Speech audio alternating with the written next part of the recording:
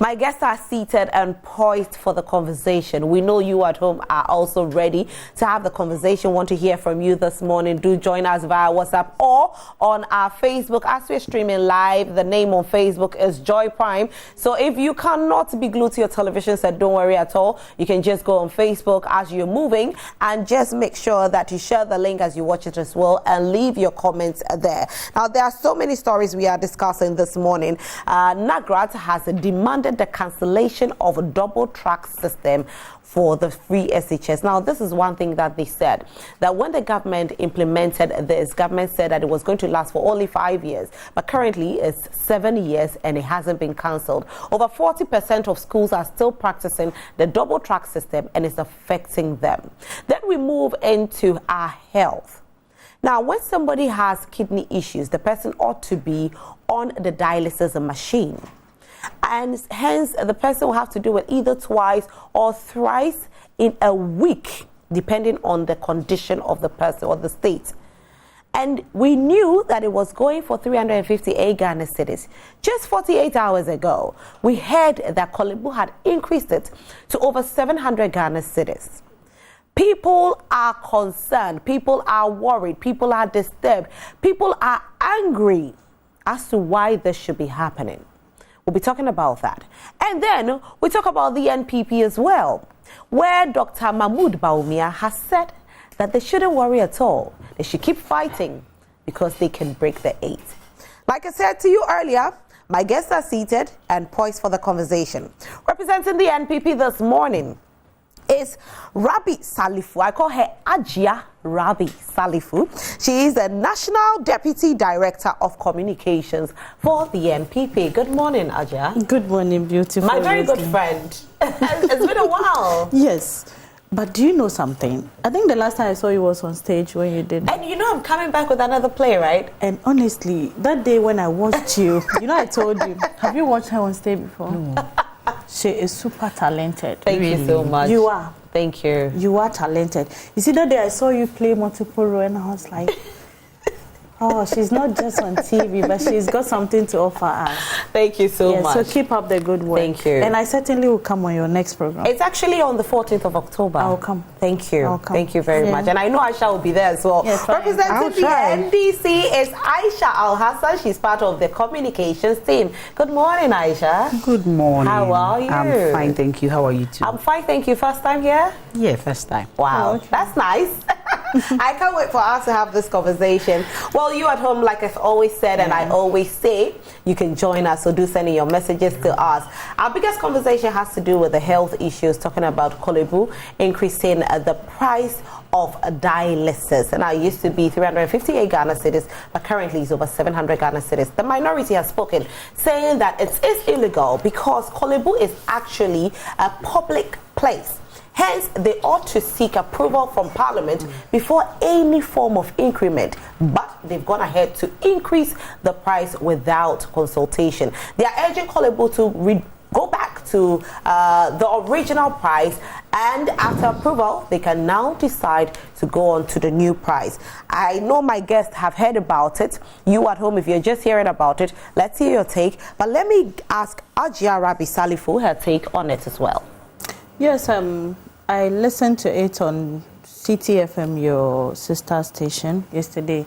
But even before I get deep into the conversation, I wish to say hello to your viewers or our viewers here and everyone at home, especially my family members and, of course, the NPP, the entire NPP party. We are currently in a situation, not a very bad one, of course, but one that is here to test our democracy, one that is here to test our faith and strength as people in a political party.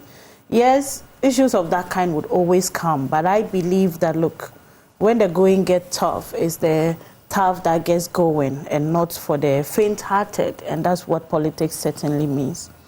Yes, I listened to the Honorable Akando speak on the issue. And for me, I'm glad that the selection of who becomes a member of a committee in Parliament is normally given out to parliamentarians to choose where your strength or where your expertise lies. And that tells you that it's not only limited to a specific political party. It's normally from both sides. You have NDC, you have MPP serving in one or in each of the committees. Now, what is the case? They have come out to say, look, we haven't really, according to him, that he hasn't or he can't recall the committee, which is the subsidiary legislative committee, approving increment or decrement of any kind, and in this case it's increment. So for me, my humble advice, because of course I'm not a PRO for Korle-Bu Teaching Hospital, I'm not part of their management, but of course as a citizen and somebody who really cares for the vulnerable and the less privileged, I should add my voice in this situation. And what I think should be done is absolute going by the structures and also stakeholder involvement. Because if indeed it's people, our parliamentarians, that, which is the case, are supposed to look into how much goes into the increment, what necessitates the increment, whether it's really good for us at this moment or not, all these things should be discussed. And for me, they've told them that, look, if you don't respond to what we are saying at this point, so the 2nd of next month, which is just next week, we are going to come there. We will look into your operations and find out why you would need to do such an increment. But for me, 100% increment, yes, I don't know what would have triggered this increment, but I think they should do it rightly. Some would want to politicize this by saying this is my humble reminder to them is that yes, everything could be seen with a political lens, but there are times or there are some situations that are normally being handled by leadership of which organization, whatever the situation might be coming. And I don't want them to undermine from their corporate governance approach to their stakeholder approach. They should talk to the parliamentarians.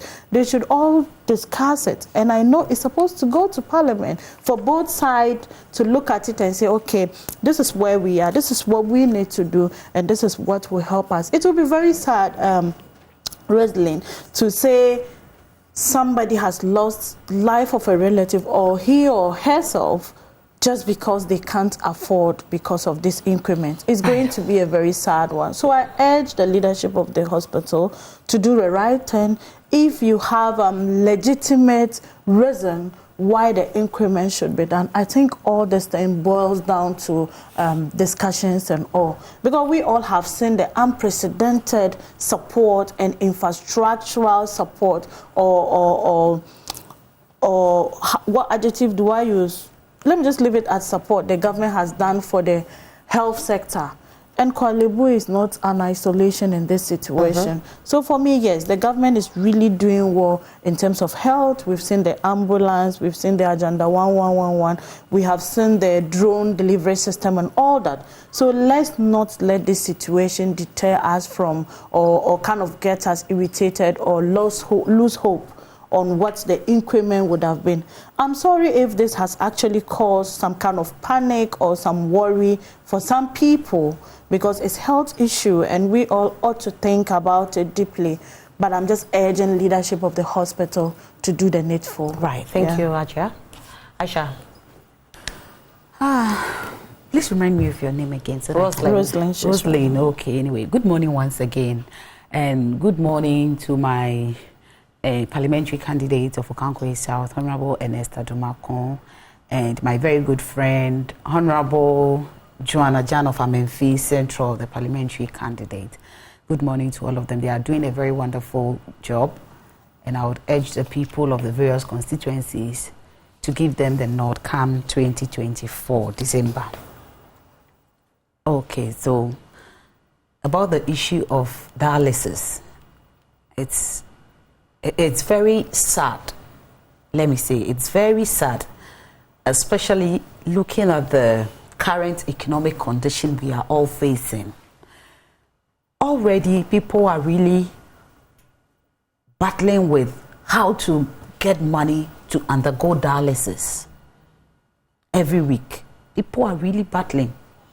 And you know, with the end-stage dialysis, you have to undergo 3 times in a week. Three sessions, 380 times 3 previously. That's a little, that's more than 1,000 Ghana cedis, about 1,200 Ghana cedis, before you can undergo a dialysis session, like 3 dialysis sessions in a week. And we wake up and they increase it not by 10%, not by 20%, but a little over 100%, from 380 to 766 Ghana cedis. That's outrageous. That's crazy. And look, just by the mention of the increment, a kidney patient, somebody suffering from kidney failure, will just go off. Just by the mention of the money. It's enough to get somebody to die. It's crazy. It's crazy.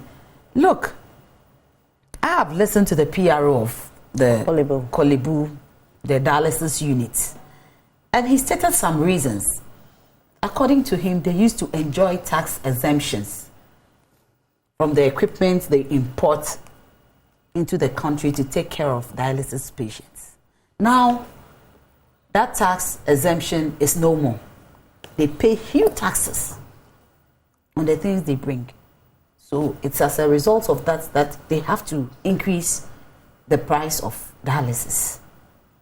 Aside from that, their expenses have gone up. And I think we all agree with him. Yes, expenses generally everywhere have gone up. Today, the things we buy for 10 cedis have shot up to 30 cedis. The things we buy for 50 cedis, we buy them for 150 cedis. Everything around us have skyrocketed, quadrupled, and, many times increased.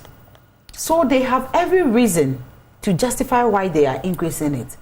Now, minority is saying they didn't come to them for approval. You see, when the people realize the government is being insensitive towards the plight of patients who are suffering from kidney failures, patients who are to pay as much as 1,200 every week, and you increase it from 1,200 to 2,400 cedis, then they have no reason to feel pity for the people. Because if the whole government that feels the people are for him, he is to take care of the people, he is to ensure that life gets better for the people, doesn't seem to even care. Why did the government come in here? Yeah, the government has to come in because government has scrapped tax. Yeah, but what we are talking about has to do with what Korle-Bu dialysis unit is talking about. It's not about, so what minority is saying, they didn't come to parliament. Let me finish, Aisha. Okay. They didn't come to parliament for approval. Okay. So you go to parliament. Parliament is not just the MPP. Parliament is the body. So they are supposed to go to the parliament for approval, which means that Korle-Bu did this in isolation of parliament. Can I come in? Yes, please. So I'm telling you that the tax exemptions, whose duty is it to give tax exemptions? Is it not government? Is it not government? Oh, continue, make your point. Okay. It's government's duty to give tax exemptions.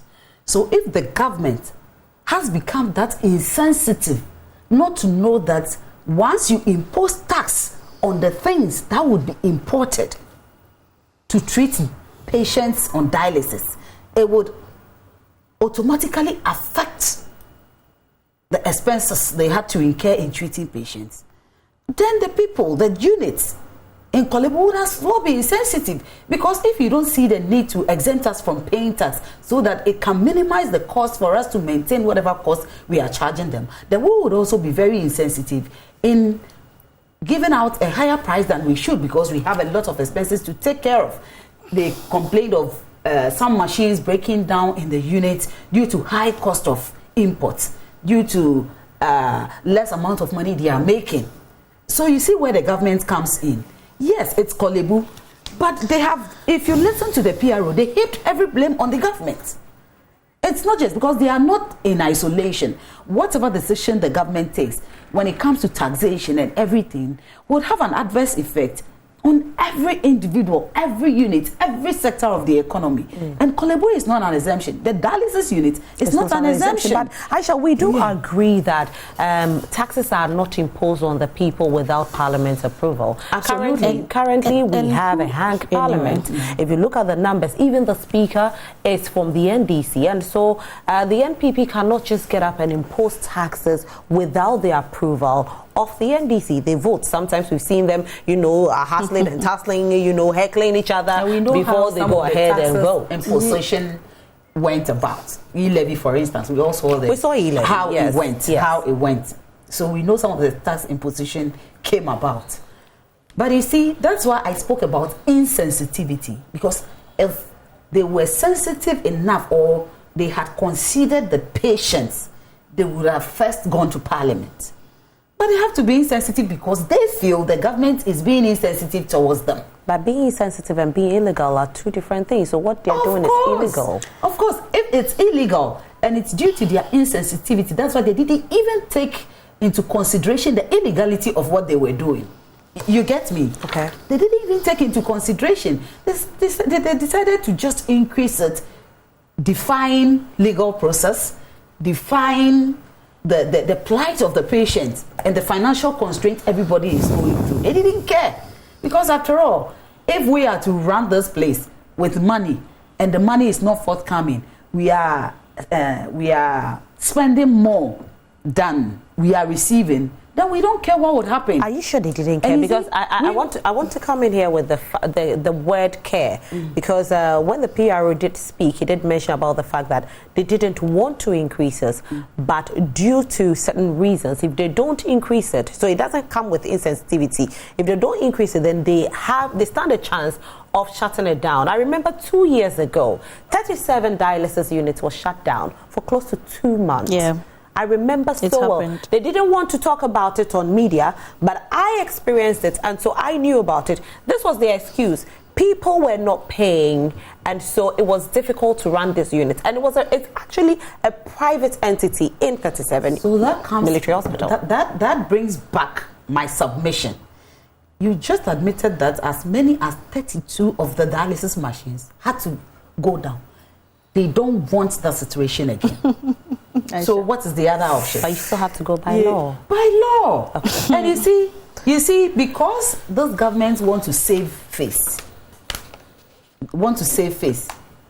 I'm telling you, they will tell them, hold on. Don't even talk about increments now. Because the moment the increment comes, it would affect the government of the day. Everybody will start calling the government out. Trust me, if you go on social media, you listen to commentaries all over, nobody is blaming the Korle-Bu unit. Maybe we want to blame them, but nobody is blaming them because everybody knows the current situation we are all in. Their excuses are justified. Just that the means they are using to get the things increased or the cost of dialysis increased is illegal. And look, they have come out to say, yes, we know it's illegal, but due to A, B, and C, we have no choice. And you see, just this week, a young lady who joined the Occupy Julobi House protest was on TV. In fact, she was caught on camera screaming her voice out because she has lost a relative who was paying 400 Ghana cedis per session of dialysis in Korle-Bu. And she was screaming. In fact, the lady spoke so passionately that I had to weep. Like, if you listen to the whole, conversation and the speech, it was touching. Right. And we wake up, and what do we hear? The very thing we are complaining about, the very thing we want to prevent, has now skyrocketed to 100%. Rabi, sorry. You know what? It's unfortunate when communicators like Aisha would come on set with a preconceived mind. It's good to wear your political lens, but sometimes you just have to really think about what you say. I'm not saying she doesn't think about what she's saying, but reflection is very important. Aisha did admit that, yes, it's justified that they increase, they look at the cost of importation or clearance or whatever. But it's the same minority MPs that came to talk. And I did mention in my submission from the onset that for a member of parliament, including your MP, to be part of a committee, you ought to be somebody who either has the expertise of being on that committee or has that interest or will to serve in that thematic area. Now, it's not MPP MPs who sits in specific committees in the parliament. She might want to know that there is a legislative, subsidiary legislative committee that does the approval for this increment. The issue we are discussing here, it's about its illegality. Whether the management of the hospital has the moral right, has that entire power to just say we are increasing it. And when she even said over 100%, it's not true. The amount is from 380 to 765.42, which gives you just about a half of the amount. No, I'm not justifying it. No, it's a little over 100. When you do the division, it's a little over 100. So I'm not just granted it's is a little over 100. Granted is a little over 100. Yeah. I'm not even justifying the increment. I'm just making a point that its legality is the bone of contention here. Now, the government, she is cool. I forgive her because, look, before they come on, so there are some words that they put in their head. Even if it has nothing to do with the subject, they want to say the president is ABC. I'm not even proud repeating the same word because I will not use it on their president. That's even when he was a president. I wouldn't do that because leaders are leaders. You see, I even got confused as to whether she was addressing the president or the government. Government is a body and not an individual. So if you say he and who is government in this case? I was confused, but I'll leave it there. The same government that has gone to revive hope of Ghanaians, the poor women who died in labor on motor or tricycles from interlands of this country to hospital just to go and have safe delivery. Some are gone, it's unfortunate. But those that we have been able to save their life through the one district, one ambulance are so very appreciative of this same government she calls insensitive. The Ghanaians who are in Kumasi, who are benefiting from the over 40 years abandoned Komfo-Anokye maternity block, that would soon come out clearly and say, look, this is what this has served us. Wouldn't call this government insensitive. We have a cancer. How soon? Sweetheart, 80% isn't a bad idea. Okay. From abandonment to moving it to 80, we are just approaching 2024. And in politics or in project implementation, even 3 months could be something substantial that one can talk about. So we certainly would get there. Okay. When you look at the establishment of Cancer Treatment Center, which is covered by National Health Insurance Scheme, the same National Health Insurance that these same people rendered redundant. And this morning I dove my heart for Honorable Okuboy and his team there, who are doing fantastic job. I have my uncle there. He is the head of private health insurance. I say good morning to you, Mr. Hudu. This is the same government Aisha will be quick because she has rehearsed certain words and expressions just to put on the government, would come and say. Now, did she just say taxation is not important? She didn't say that. She didn't say that, of course, but she implied it. Well, she was saying what she was saying. No, she's saying yes. She used insensitive because it's the same government that is imposing tax and all that. I'm not quoting her verbatim, but what I got from what she said was as though taxation is something that is not too good. That's what I understood from what she said. I might be wrong, but that is just the understanding I got from her. That's not what she said. I think it has to do with... I just said I'm not quoting her. Okay. I'm just saying what I understood from what she said. Okay. Unless, of course, she's coming back to tell me that, oh, Rabbi, I don't mean that. I mean taxation is good. We need to tax because we are in a difficult situation globally and not only Ghana. And what I am telling you is that nothing will stop we referencing COVID-19. Nothing will stop we're referencing Russia, Ukraine war because it's the reality and that is what has come. Yes, somebody will talk about behavior. And we've been able to save over 20 million cedis out of, expenditure cuts. No more conferences being held. Chief of Staff would have to approve certain critical trainings and travels before they are undertaken. You go on our streets and you don't see V8s or high consuming cars on the street. You do see V8, but that is when they are going on cross-country missions. Okay, so the V8 is cross-country. We actually used to see a lot of such cars parked on our street with sirens everywhere.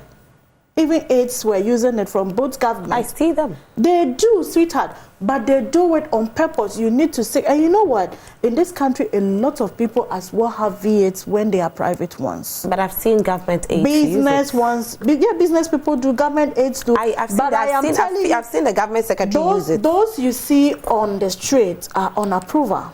On approval. On approval. On approval, okay. If it is unapproved, it doesn't get used. So who gets approved and who doesn't get approved? Chief of Staff looks at what you are doing. Chief of Staff looks at the necessitation of what you have to be doing. I am just telling you the attempt in expenditure cuts.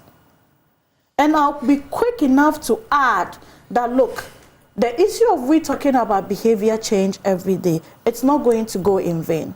So for me, being quick to tag somebody as insensitive, yes, the words, the jargons, yes, it's fine. You can choose to use it because that is your political style. But it is worth also looking at the issues. Because the same people that are benefiting from the ambulance services, the same Ghanaians that are benefiting from Agenda 188 in various stages of completion. You would do remember, I was here with Agbama. When he said, what have you got? Go to the side, blah, blah, blah, blah. Today, can he say same? No. And that is why I will always be very bold to say, look, if I am on an implementation drive, don't be quick to judge when my tenure is not over. Because I might surprise you. But you see, it's not the NDC judging. This is coming from Ghanaians. That is where the problem is. Because even when we take the NDC out, Ghanaians will say that, okay, when the NPP government took over, they promised to give us a better life. Yeah. But unfortunately, this is happening. So as reasonable as I want to be, if I should take somebody to the hospital, I won't look at party colors. I'll look at the government in power. The government in power was supposed to have made sure that if anything, the 380, even if there's going to be an increment, 400. But I'm hoping that when I voted for the NPP into power, if the NDC left and it was 380, it should have gone to a 360 or a 350. So that is, you know what I mean? That is why I won't come back reacting. If Aisha would come out and speak to the issue as though, look, the NPP government has done ABC. However, it's not enough. However, we expect this from them. And that is why I would always be quick to say, look, I don't think they have the moral right to even bash the NPP. Really? But the NPP were bashing them when they were in Of course, yes, let me come. Let me learn. What I am saying, why I am saying is that the time we were even bashing them, we hadn't even started. So then you can choose to say, okay, probably because you weren't in the shoe, that is where you were able to say those things. And where apology is due, why not? But what I am saying is that if the Ghanaian is saying we do appreciate the concerns, we are really working hard to satisfy everybody's needs, though you can't get entirely all that is expected of you to be done. But I know that we still do have Ghanaians who appreciate the things or the interventions that I just counted, whom I don't want, or of which I don't really have to take so much time going back to. So what I am saying is that, yes, it is sad. And I spoke about it already. I told you they should go back to Parliament. They should do the needful. The opposition, I'm not even entirely agreeing because this is Honorable Akando who has come to say, I'm not saying he's lying, but I'm just saying if indeed it's true, why not we have the hospital go with them? That look, this is the situation. This is what we have to do. And like Aisha would say, it's justified to increase it, but they should do it properly, according to structures, and let's get it done. And what I am even very critical about is the timing. Because look, somebody may choose to say it's out of whatever, but in reality, it is everywhere. And wherever you go on this earth, things are not the same. And we are not, in fact, it's even good we are recovering so quick. Are we? We are. We are. Have you tried finding out how much a bag of cement costs now? How much is it? A bucket of tomatoes. You know how much it costs? How much does it cost? Tell us. Cement that was over 100 cedis. It's now hovering around 90 something. I'm not saying it's better, but at least the decrement is still good. Aisha, that's tomatoes today. I'm surprised though. If you go to the food basket, yes. Look, to be very honest, it will be quite uncomfortable. I am not seeing fuel prices drop. I am not seeing cost of living change. I am seeing increments. We are increasing tariffs. Water tariff shoots up, electricity tariff shoots up, and so it's a little bit, you know, uncomfortable to hear that from the ordinary Ghanaian. Do you remember the projections people were given when the dollar was misbehaving, or when the cedi was crying? The cedi was misbehaving, right? I think the dollar was bullying our cedi. Really? Do you remember? I think it was bullying. But do you remember what people were saying? What they say? People were giving projections that by December we're going to record 20 to 1 and 20 to 100. I mean 20 to 1. So what I am telling you is that the stability of it gives us some kind of hope. It's true it might not be enough, but I get uncomfortable when people pretend to say there is nothing being done. That's just my position. Okay. And I am also rehashing the fact that if you see an attempt being made, there is progress being made, you can complain, or you have the right to complain, but you also do need to be a little patient. I know things are hard. No one is running from the patience bit is where the issue is. Oh, yeah, that's very sad. That one I've said it. Yeah. It's very sad. Me, if I have my way, I would even say they should do it half the cost. Honestly, that's my position. And I'll run away from that. Okay. You know my position. Yeah. I am a very empathetic person. But I wouldn't also say because I want things done this way, if it's not going to work in a larger picture or to the benefit of the masses, I should just say, what if the decrement or what if maintaining the price will still come back to affect our patients? Because you know we also care about quality. So we should look at it holistically and know how to advise the needed stakeholder or the right stakeholders on their approach. All right. Yeah. Aisha. Okay, so I'm surprised. I'm surprised the way Haji Rabi is trying to paint a very good picture of this government, and even asking Ghanaians to be patient after 6 years, 8 months. 6 years, 8 months, so almost 7 years. At least. The same MPP government that vilified John Mahama within 100 days in office and started demanding from him to start fixing the country, is today asking us to be patient with them after almost 7 years. Wow. You guys must be a special breed of people. You must be a special breed of people that think you deserve better. Amazing. And you see, yes, Haji Rabi was saying a government is a body. Who says a government is not a body? We know a government is a body. But government doesn't come in a vacuum.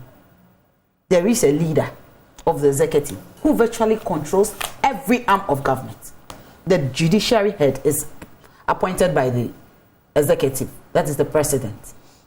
The legislature, though independent, has some control. So every government has a leader. So when I say the president, you should know where I'm coming from. Because currently, the current government we are facing is being headed by a leader, that is the president. So I'm free to make reference to him. In any case, when we were in power, when you were making all the allegations, criticizing us, there was no single day you left the name of John Mahama in your mouth. And the use of word. I sit here and use insensitive. How derogatory is insensitive? No, nobody said it. Nobody said that. No, he said it. Did I? No. Yes, she said. No. She said, I'm using derogatory words such as insensitive. No, I didn't hear. Well, people are here. No, don't do that. Don't do I didn't hear her. I know your no, I didn't hear. But let's continue. Aisha, don't do that. She said, I was using words like insensitive, and I have words in mind. I just said using words like, but derogatory words as insensitive. She will not use those words on TV and stuff. Oh no, that's not even what I said. Then you weren't listening. Try to listen. We were in this country. Why? when worse words were used on John Mahama. I don't want to repeat them. Worse words. Today, we are seeing the worst form of everything they criticize John Mahama of. The worst form of everything. And Hajj Arabi was trying to, itemize some so-called achievements of the MPP. Look, out of the money they borrowed, the over $70 billion this government has borrowed so far. Out of that money, they've used only a little over 6% for capital infrastructure. The 93-point-something% has gone into chop. You have proof of that? You have proof. I have proof. Okay. And I can list them. Give us a few, not all. Of course. So give us a few of your proof that you have. Of course. In 2017, tax received and non-tax revenue amounted to 39.6 billion Ghana cedis. They borrowed 20 billion Ghana cedis. In the same year, the total resource envelope was 59.6 billion. In 1 year, the exchange rate was 4 cedis. 4 cedi, 4 pesos. Mm-hmm. That's amount to $13.5 billion. If you convert, it's only $187 million for road construction of road. They spent only 830 million out of the 59.6 billion Ghana cedis, making only 1.9% in 2017. The total capital expenditure cost 6.3 billion out of the 59.6 billion. That's 10.6%. All the 54 billion Ghana cedis went into consumption. What kind of consumption? This is their own report that is sent to Parliament. I'm not quoting out. Aisha, you just said chop. Aisha, what we talk about chop. You just said chop. It went into consumption. She asked you to prove it. Let's get it right. Sure, so what you're saying is that a certain amount was used for roads. Yes. And the other amount was used for consumption. On what? Who consumed it? Government machinery. So expenses were increased. Okay. So the appointment of presidential staffers, look at you, shut up. Increment on the increment of salaries all went into the 54 billion. Alleged? Is it alleged? It's not alleged. I'm telling you that. You see the money go into that space? No, but these are reports, Parliament reports. I'm not quoting it out of just my head. These are parliamentary reports. These are parliamentary reports. And during the State of the Nation's address this year, this year, and they came touting themselves as, using some of the monies. This is all that we found out. Okay. That only 506.3 billion out of the 559 billion went into capital infrastructure. All the rest went into payment of presidential staffers, vehicle maintenance. Okay.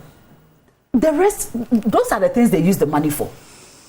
And you see, they are refusing to even cut down on expenditure. I can go on. In 2016, how much they spent, how much they acquired through tax and non-tax revenue.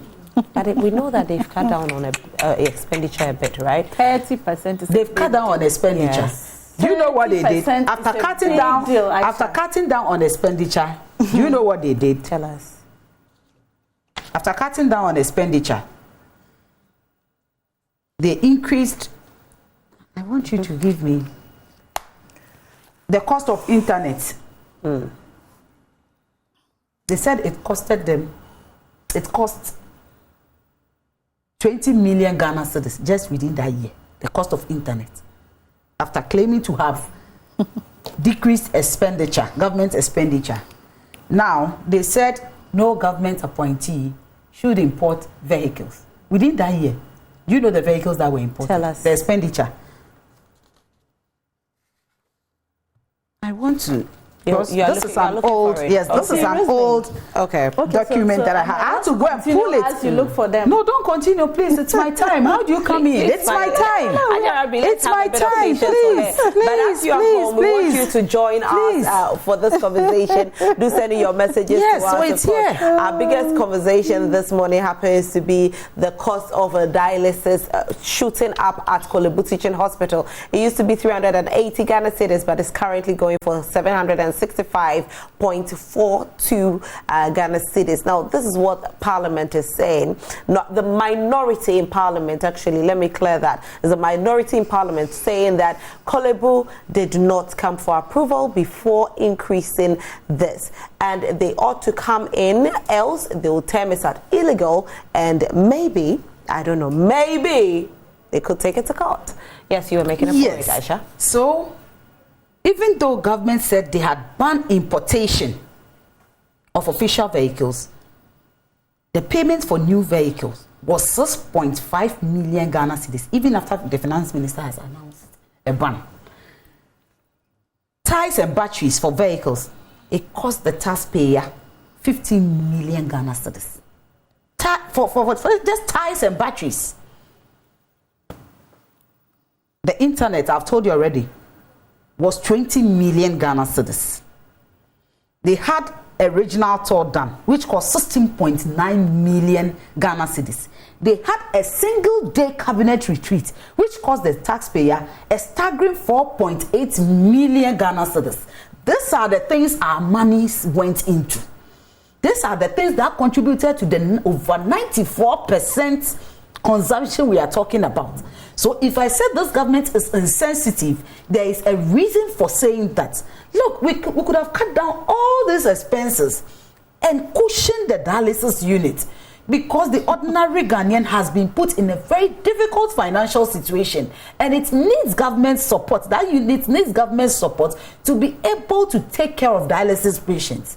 But we still have this chop ongoing, and the dialysis unit is being taxed so that patients can go and die. And not that the money is even being used for anything tangible, anything that we could set eyes on and say, yes, this is what the government is doing. It's sad. It's sad. So I'm just scandalized by the way Hajarabi is trying to paint a very positive picture, when whatever they have taken to Parliament is even the direct opposite of what she is here saying. Actually, it's sad. Scandalized. Leslie. Wow. It's You're scandalized? I'm scandalized. Wow. I am, because look, unless maybe you want to say that you're not feeling the kind of heat everybody is feeling. No. I mean, hey, everybody is feeling it. No matter your party color, you feel it. Everybody is feeling it. I always say, if anybody has to go for dialysis, they will not look at your party card. You go in and you pay. So I know that everybody and we know the number of ministers this government is currently having, despite the financial difficulty, despite the excuse that COVID has come to drain us. Rosalie. They are still keeping the overbloated ministries. Rosalie, I'm happy that you have tried your best in being a very neutral and objective moderator. You did ask a very profound question. Into chop. Into whose pocket? What's your proof? It's so unfortunate that upon flipping all the pages she has in front of her, she's not been able to pull out one evidence to show that this please, when you were talking, I was mute. Really? Just relax. Throughout. Don't do this. Just shut up. Hey. Just relax. Just relax. Sorry. Just relax. You see, she couldn't pull out even one. Unlike the investigations that we were bold enough to tell them. And today, I'll remind her that, look, if I tell you that the 7 scandals, you see, I don't always like this equalization thing, no. But if you push, we remind. And it's just a gentle reminder that we haven't forgotten of the 3.6 million bus branding scandal. We haven't. It was investigated, exposed. We haven't forgotten of the GIDA over 32 million. We haven't. We haven't forgotten over Wyoming's 51 million over. We haven't. And I will boldly tell Aisha that, look, if we are speaking about national issues, it's fine to talk about it, but let's speak on facts. But is this no why they are in opposition? When we talk about the kind of things that you're talking about is the reason why they're in opposition. So why do we keep reminding? Because Ghanaians voted them out because of these things. So once they're in opposition, I think that these things are in the past. So Roslyn, that is what I'm just saying. Okay. I'm just telling you that if you live in a glass house, don't throw stones. That's just my point. What I am telling you here is that if indeed you do have the evidence, we can't come here to talk about a very sensitive issue.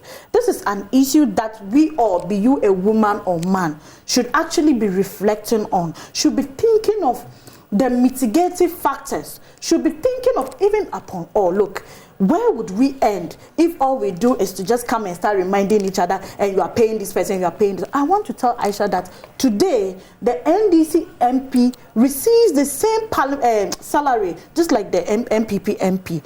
And look, do you know the MPs who double as ministers still take the same salaries as MP? She can go and check that. And she can find out from her NDC MPs. A minister who doubles, an MP who doubles as minister, taking the same salary just like your MPs are doing. All right. So if you come to say, and it goes to church, what do you mean?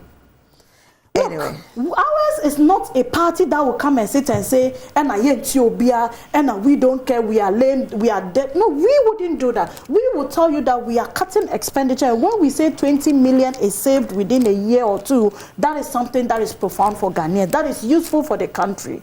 When we tell you that our ministers are cutting down expenditure by parking vehicles that will cost the country more, it's what we mean by saying what we are cutting down expenditure. When we tell you that our ministers, which is open to investigation, are taking the same salaries like the MPs who are even of the opposition party are taking, it's expenditure cuts we are talking about here. So look, to be very honest with you, it is sad that this increment has happened. Stakeholders should come on. They should go back to the drawing board. They should get the right things done. And I will repeat it. Parliamentary committee, it doesn't constitute only one political party. It's the opposition that has come to speak. We do know that there are other people who serve on the committee that do not belong to just one party. The leadership of the hospital should look at it, because this is not a situation we all are happy about. I am from the north. And we would always say, though I don't always like it, but we say we are pro-poor. So if there is something that is not favoring the pro-poor, why would I be happy about it? There is no way I'm going to be happy about it. Right. On to our next topic, which happens to be Nagra speaking about the double-track system that is happening in the senior high schools. Now, when free SHS was implemented, it was needed that the double-track system will happen so every child out there could enjoy free SHS. Government promised 5 years, but currently it's 7 years and it's still running. About 40% of senior high schools are still practicing the double track system. And Nagra is calling on government to try and scrap it so that every child out there will benefit, and also teachers will not be struggling, because teachers are really struggling under this double track system. And also the reset of school calendar. Since you landed your conversation, let me start this conversation with Aisha. Nagra has spoken. What's your take on it? Well, you see, when His Excellency John Dramani Mahama spoke about reviewing the free SHS, it all included how to tackle the double track system. Unfortunately, we live in a country that we love our political parties more than the country, especially this current government.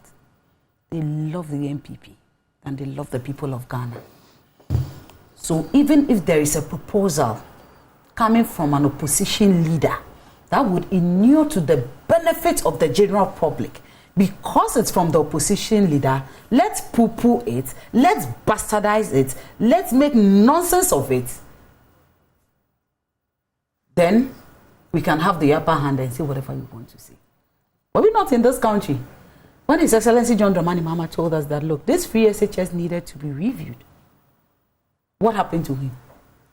We had a whole president mounting a podium and now redefining review. Told us that review in his dictionary means cancellation. I don't know where he got that dictionary from. He said in his dictionary, review means cancellation. So John Dramani Mahama Ajia, when I was talking, you interrupted me severally.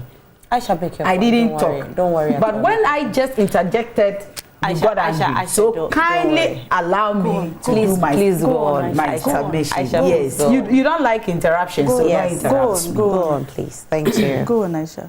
So the president said free SHA review means cancellation. John Mahama was really bastardized. But you see, even before John Mahama had come out to say this, and even after he had, there were people in the NPP, including Ken Oforiatta, who had said that, look, it would be good if the rich can pay for their kids. It would be good. Former Defense Minister Adokufo had come out to say it. But immediately John Mahama said it. What happened? Oh, he meant to cancel it. It was all out of propaganda. And we knew there were problems with the free SHS. We know, and we still know but that there are problems. But we failed to have a national dialogue over the issue. Look, when running a country and you love the country that much, even if an idea is coming from an opposition, you would overlook your political interests. And you look beyond that and say that, yes, this person is bringing a brilliant idea. So let me just tap into it and see how best it can help in the implementation. At the end of the day, nobody will give credit to whoever proposed the idea. The credit will go to the government of the day because they have succeeded in implementing it well. But that is not with this government. No. The issue of review was busted. Today, Alan Tremontaine is all over talking about reviewing free SHS, rehashing the same thing His Excellency John Dramani Mahama said in the past. So why are we doing this to ourselves as a country? Well, we knew there was a problem. We knew the double track wasn't helping. Look, there is this boy who attends the Accra Academic School. I stay very close to the Accra Academic School. And the boy is my older brother's friend's son. So anytime school vacates, he leaves his stuff with us because we have a storeroom, we have a very big space. He leaves his stuff with us. Then when school resumes, he would come for the things. And the interval between the time he comes for the things and goes back all the time, my mom, who isn't even, very much knowledgeable when it comes to this secondary school system, keep asking, but why is it that just after a month of leaving his things, he comes back for them? And I was telling my mother, yes, that's the system now. Now they go home, and in some few days they go to school, and in some few months, weeks, they had to leave. And then my mom said, wow, then the system has really changed. And I said, yes, that is how it has been now. That is the system, the kind of educational system that is being run now. And it's rather unfortunate because if an elderly woman like my mother can even realize that things are not normal with our education system, then we must all, those of us who have had enlightenment as far as the secondary school educational system is concerned, should be able to voice out and tell the president and his ministers in the face that, look, there is something going on.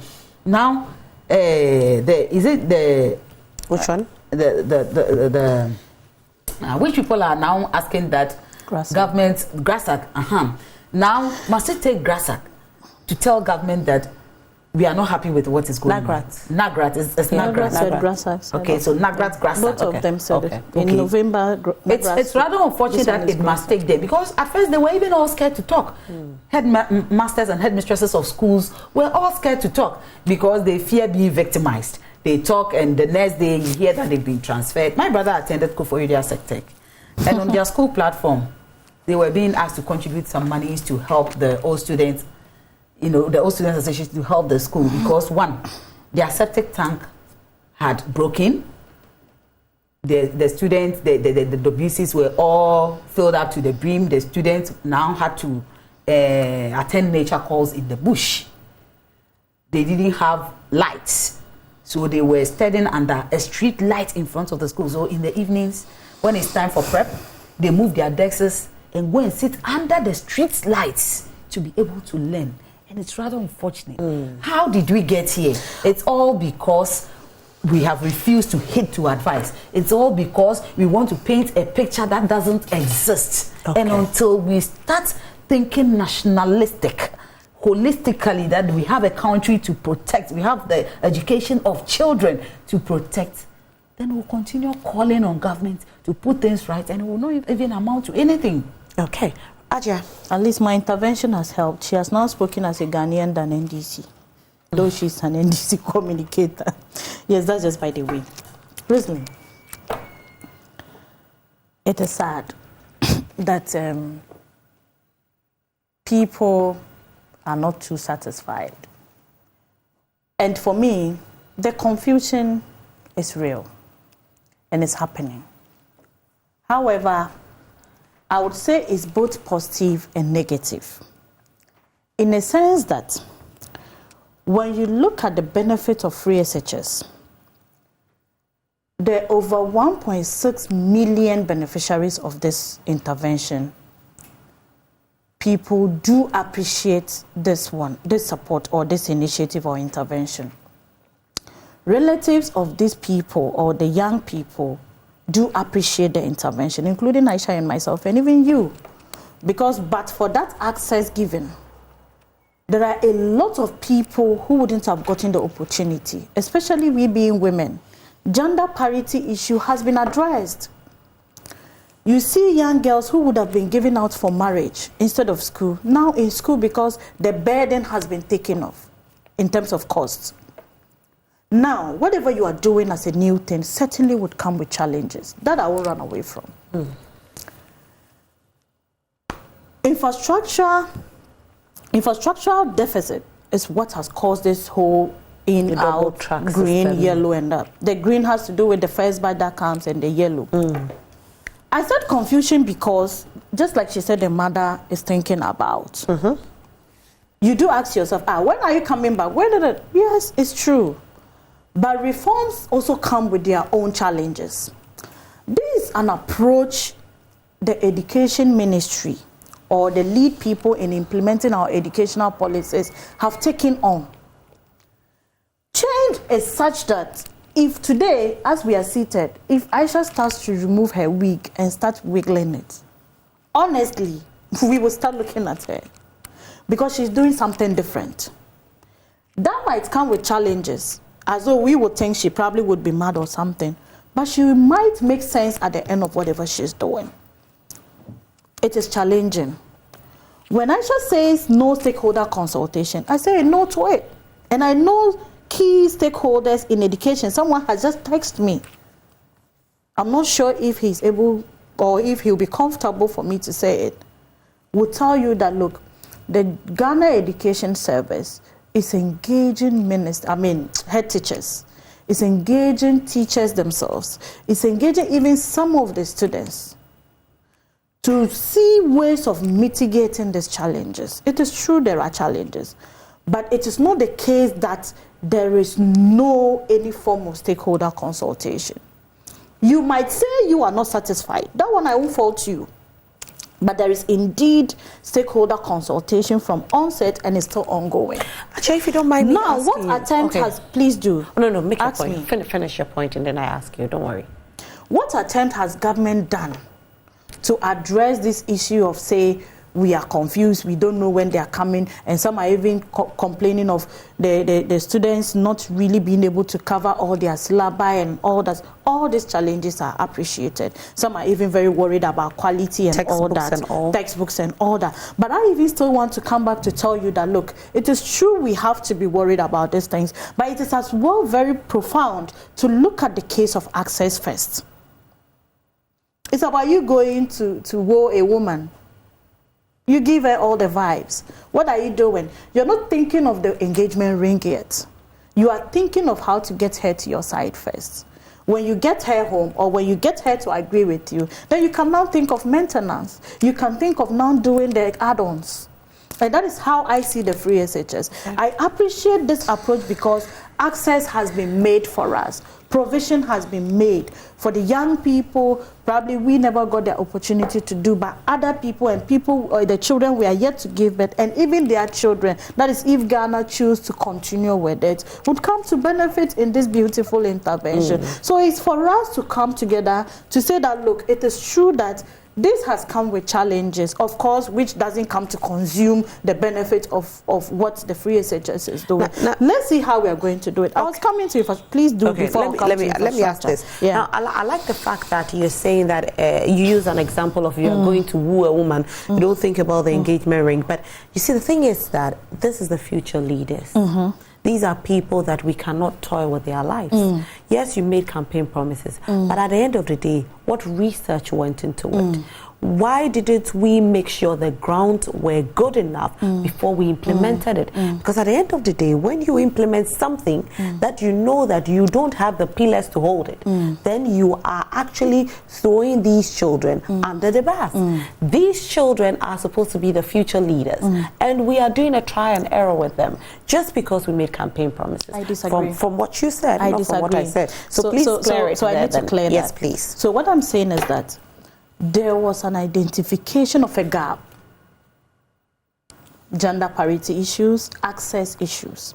And when I say access, it's simply the case that a lot more people, I can't give you the percentages because I haven't done research on that before coming, and I'm not an expert who could just think through the figures and give you, and I don't want to also mislead you and our viewers.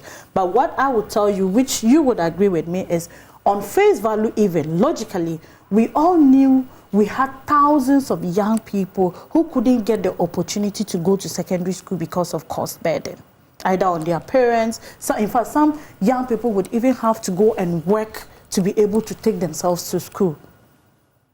What I am telling you is that upon identifying this gap, we say, okay, look, we want to provide it at least. And I'm glad that even the NDC will come and tell you it's not an entirely bad idea, but it's just the implementation. The honest ones amongst them say it. They say, look, we do benefit. We are beneficiaries of it. And there is a score there.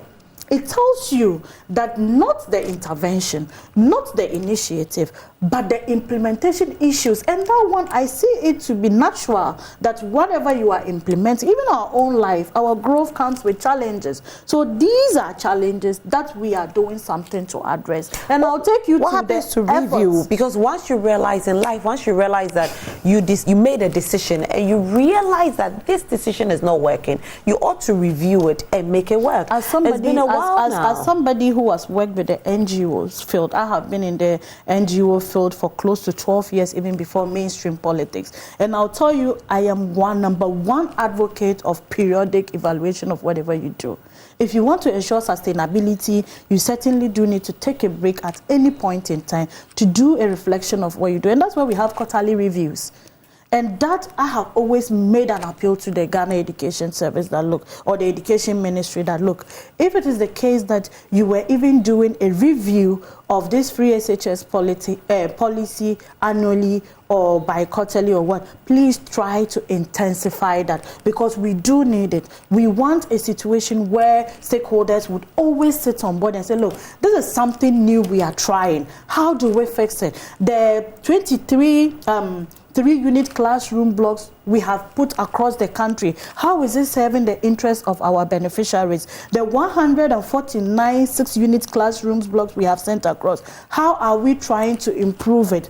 The 1 8-unit classroom we have done and many more to come, how is it benefiting our people? The cost burden we are trumpeting, how indeed is it reflecting on the parents or the guardians of these beneficiaries? This is what I'm talking about. Challenges will certainly come.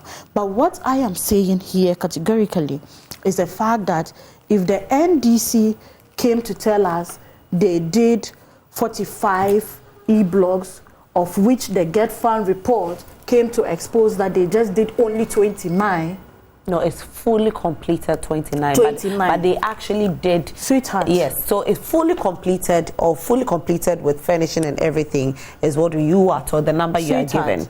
Sweetheart. You are not an NDC communicator. No, I'm not. I'm just quoting. But I'm saying what I am just quoting what people have said to me on shows like this. But from what the education minister has said, we did 45 e-blocks. So the education minister actually cleared it. Only for us to come and understand that 29 were completed. That's just what I'm sending across. Okay. So you agree that 45 was done, but completion is 29. Is that it? Rosalind. I can't remember you being an NDC communicator. No, I am not. So I'm just telling you the same thing we are saying. No, let's be fair here. Yes. It's not about NDC communicator, MPP communicator. Yes. It is about what the fact is on the ground. We are actually saying the same thing, except that I am quoting. And the people that I sat with who said or who made this same assertion probably are watching me. And I can be taken on record. You see, it's not nice when you start to put your colleagues on the spot or to call out your colleagues. It's not good, so because I could equally be called out. Okay. But what I am saying is that I do recall very well that some, probably not Aisha, because I can't remember sitting with Aisha for her to make that, but some did mention that we did 45. In fact, they said it was done in use, which I'm making reference to, and I don't think I should be faulted for it. I'm just quoting. Okay. And if they were here, I would say, can I remind you, you did say this? And they will agree with me. Because completion is not 45. Of course, yes. I agree with you. Yeah. And it's good. It's very important we put it out there. And if, honestly, what I'm even saying is just telling the viewer that they were able to complete only 29. But some of them reported that they completed 45. Okay. That's just the point I'm making. So back to my point, stakeholders do need to come back. And we're talking about reviews. For me, I totally agree with you. Let's have periodic reviews. Let's have stakeholders. And when I say stakeholders, including even the kids themselves. Right. Get their views. Talk with them. Talk with the parents. Like Aisha is saying, if their child has to be traveling every month, how does it impact? How does it affect? All these things should be looked at. And Education Ministry should also come clear to tell us, look, this is what we are doing. It's not a trial and error. I know, I agree with the education. They are not just doing a trial. Look, when you are implementing, you certainly would have challenges. And bringing anything new, it's not bad, because we wouldn't have been here if we never tried new things. At some point, there will always be something new coming up. So on infrastructure, I was just saying that we have been able to produce across the country, and these figures I'm going to mention is across the country so far, 23 3-unit classroom blocks. We have done 149 6-unit classroom blocks. We have done 8-unit class, and more are still ongoing. We have done 137 12-class unit blocks. We have done 18 class unit blocks, and we have done 124-unit classroom blocks. And of course, you can attest to the model schools. You have seen what we have done. Yes, you have done. We have seen what 21 of them, with sophisticated infrastructural support and the STEM schools as well. And the STEM schools as well. Okay. And when you see the investment we have made in TVET, it tells you the future of this country. When we say Ghana Beyond Aid, we are making attempts to it, because industrialization, skilled labor, people that wouldn't just get up and be reliant on government is the future of this country. And certainly, I know today, if we don't praise President Nana Addo Dankwa for those policies, I know tomorrow, maybe alive, maybe not alive, we would praise him for all these initiatives he's brought. Okay, now those of you at home who have sent in your messages, don't worry at all. We'll read them very, very soon. We have them coming in. Keep sending them. We'll read every single message today. Don't worry. If we haven't read it yet, don't think that we are ignoring you. I see we have more than 20 messages already. Keep sending your messages. We'll read all of them. Aisha. Okay, so I would want to correct some submissions. The school, the e-blocks? Yes. Okay, please go ahead. So, first of all, yes, we have never said that PSHS is entirely bad, because John Dramani Mahama started the progressive. I didn't even say that. You said I said I agree. I said I'm happy that. No, let me put it clear, please. But it's the same thing. I am happy that you do agree that it's a good policy. However, it comes with challenges. That's what I said. Okay. So I'm reiterating that we have never said that it's entirely bad. Yes, we started the progressive free SHS, so it's something that we embraced from the very onset. Our only concern was the mode of implementation. We thought it could start progressively because doing it wholesome was going to be a whole lot of problem, and I think it has come to fall. Now we all see what we anticipated and were talking about. So it's never true that we built 29 completed. Yes. If you go to Graphic Online and you Google, Napo admitted that we left 46 community day school fully completed. Napo. He admitted that yes, we handed over to them 46 community day schools fully completed. And even when they started the free SHS and people were talking about why double track, they said they had fully oversubscribed 46 schools. Napo came out to say it. You can check Graphic Online. So that is a misconception. We had 123 secondary schools being built up to the time John Mahama was leaving office, all at various stages of completion, of which 46 were fully completed and finished.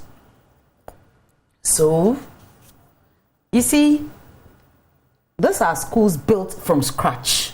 So we should applaud His Excellency John Dramani Mahama.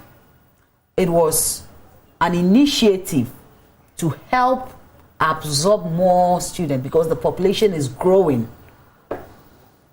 The increment in our secondary school enrollment was going up.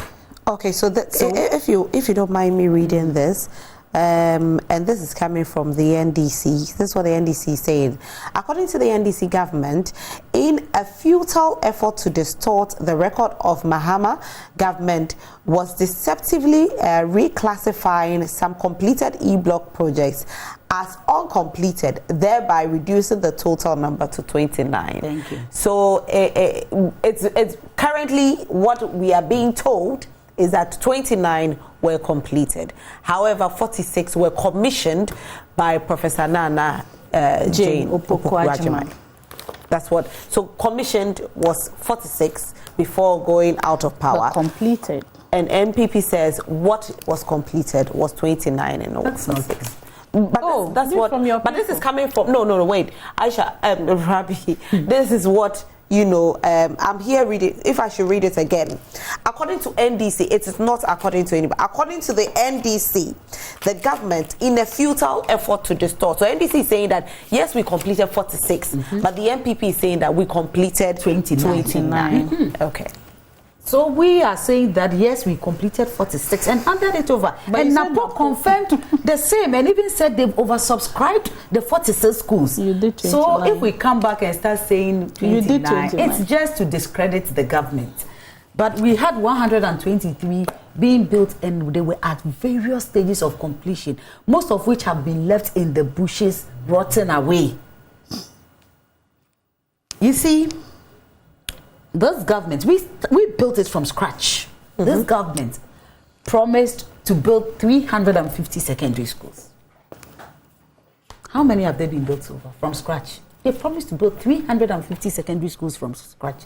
Not even a single one. They've not even laid block for a single secondary school from scratch.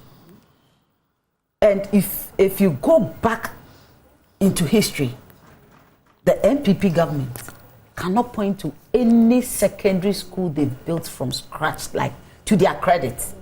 Go back into history. All right, let me read some even a single one. then. Most secondary schools started from Nkrumah. Jerry John Rawlings came, continued, built a whole lot of secondary schools.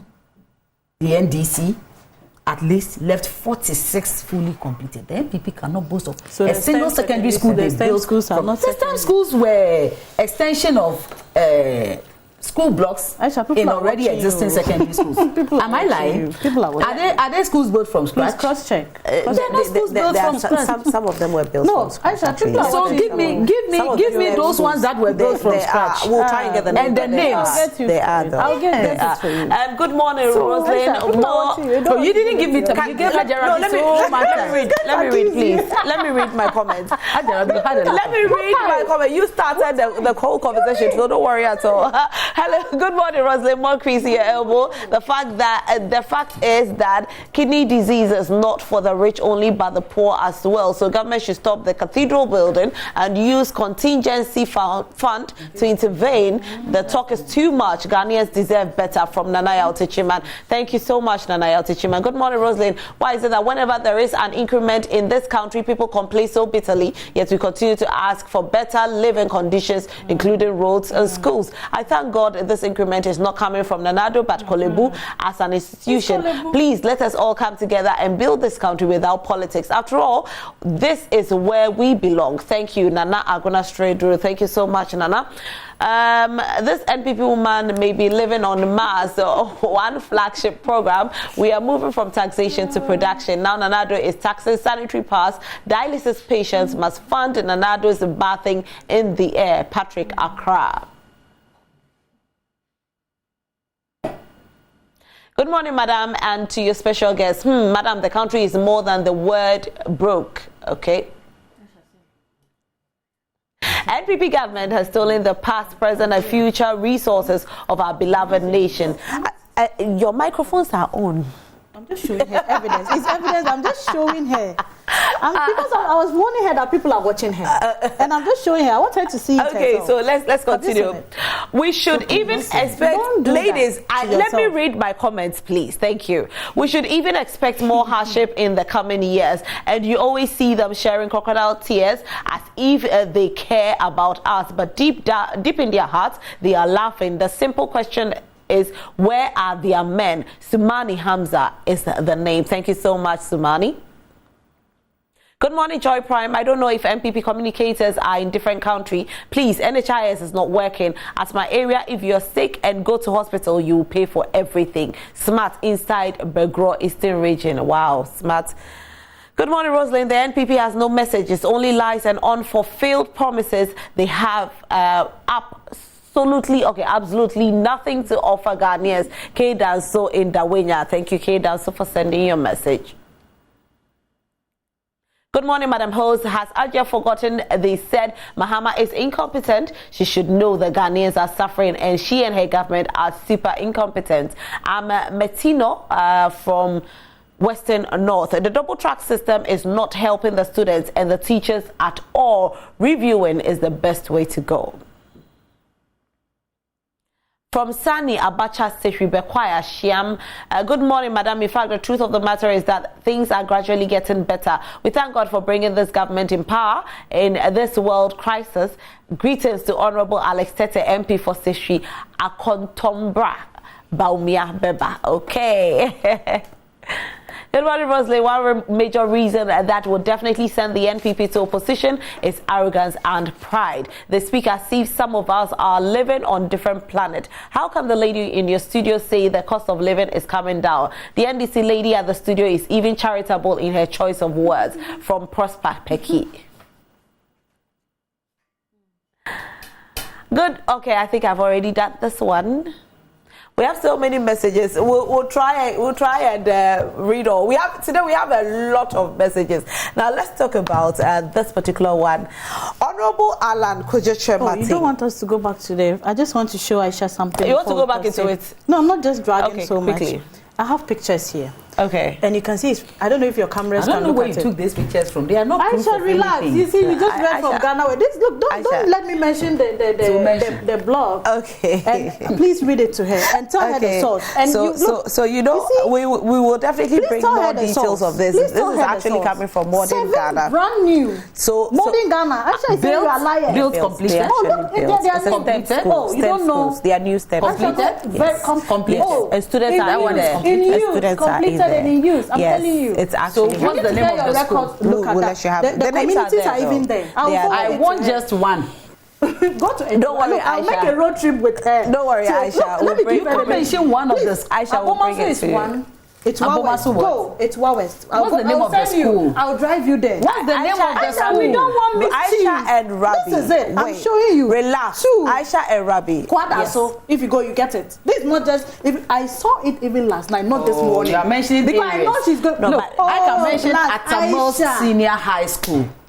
Wow. Aisha. Look, mischief. I can mention Atamos Senior High School. You did look. You got it. I can mention the one. Aisha, no. She shouldn't do that. She got it wrong. It's in Cape Coast. Yes, Atamos Senior High School. How many? That was the first one we commissioned. Pasimpe. Where you go to Pasimpe Senior High? Rabi. It's new. Me and you. Rabi. Aisha, my name is Rabi. This is what we know. Rabi. That's where we can easily go. I'm sure you go. It's brand new. Rabi. What's the name of the school? Let's not interject because it makes the conversation. Wow. So a little. Can we have some decorum? It's fine. If somebody speaks, the other person will speak, please. Everybody has a time. It's fine. Thank you. Thank you, Rosalie. No. Okay. I wanted to move on to the next topic, but it doesn't look like we can even move on to the next topic because our time is up. It's 7:40. I have so many messages. Let me try and see if I can read the messages from my phone. I'm going to try and read most of the messages from my phone because I have so much here. Okay. Read it. Wow, the message is a lot. The NPP woman may be okay. No, I've read this one. Good morning, Joy Prime. Okay. Okay, so I think good morning, prime morning. Kudos to my NDC woman. I don't believe the NPP woman there is using NHIS card. She should come to my district whether insurance is working or not. Even we buy paracetamol. Meanwhile, we have insurance card. This is from Nana Jedu Drobo. No, he's saying that right now in Drobo. Really? Yeah. NHIS. Good morning, my dear. I'm sad this morning. Seriously, I thought our women would be different, but the same. Taxing our health, or medical equipment, and the NPP woman agreed to it that taxation is good and increasing charges at our hospital is wrong. For our parliamentarians, their power is gone, and no institution is in this country takes them seriously. It's time they wake up and their job we pay them, but we pay them for, but not the year. Yeah. Oh, yeah. Okay, that one. DJ Body 2 is my name from Sawaba, Kumasi. The other message, the MPP lady on your set has it all in communication. She's very good and has a command on the English language too. Fantastic. Alaji Amza Pig Farm says, good morning, madam. MPP as a political party should stop insulting the intelligence of Ghanaians and wake up to the reality. In 2016, Dr. Baumia was all over the place attacking and calling President Mahama incompetent president. And as if that was not enough, the wife Samira Baumia mounted platforms and attacked and called President Mahama as a corrupt person and a thief. Hope you remember, madam, when I see Mahama, I see corruption. When I see Mahama, I see incompetent and a lot. These were the words of Samira Baumia against the sitting president. We are where we are today simply because of the arrogant posture of functionaries of this government. They always feel they know it all. This government always spend as if there is no tomorrow, but there is no crisis in this country. What is happening in Korle-Bu Hospital is nothing but criminal act against the people of Ghana, and this must stop and stop now. This is about the life of the citizens. Jerry Enchi says, can you please tell Ghanaians where those 6-unit classroom blocks are located? Good morning, Madam Rosalind. I support Aisha fully when we say this MPP government has used majority of the monies they borrowed for chop. The NPP government has sent our public debt from 120 billion in 2016 to about 600 billion Ghana cedis.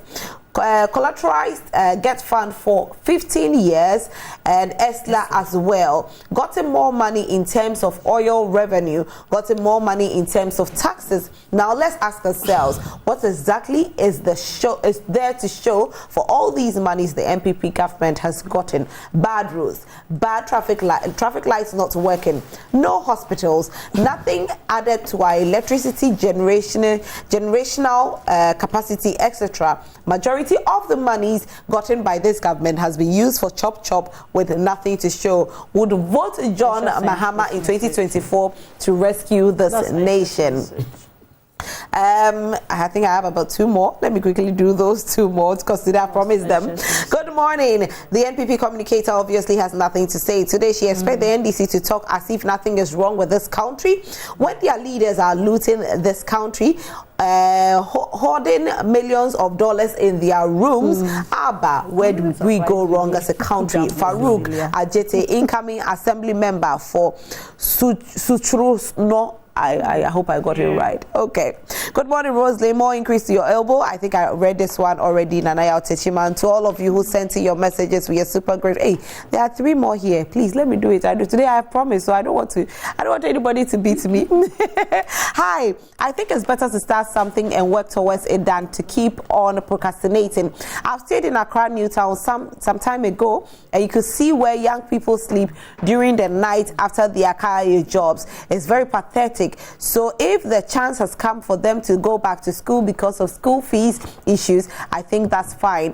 I believe gradually all the necessity will be put in place. Sure. Go to Rome now and see how beautiful it is, and ask the people there if it was built in a day. Thank you, Nana Aguna Suridru. All right, Nana. The NDC didn't complete all the community day schools. There is one at Samrebio in the Bush Wasa Amenfi West districts. I'm a teacher at the district. Okay. Please, Roslyn, I asked about when the free SHS will be reporting to school. Oh, I think last 2 weeks or so we spoke about it. We'll get you the details. Don't worry. I will try and get you the details for you to know. I think SS1s are supposed to report today. Okay, so anybody who is going to senior high school 1, Form 1, you are reporting to school today. So those who are in Form 1, you report today. Okay?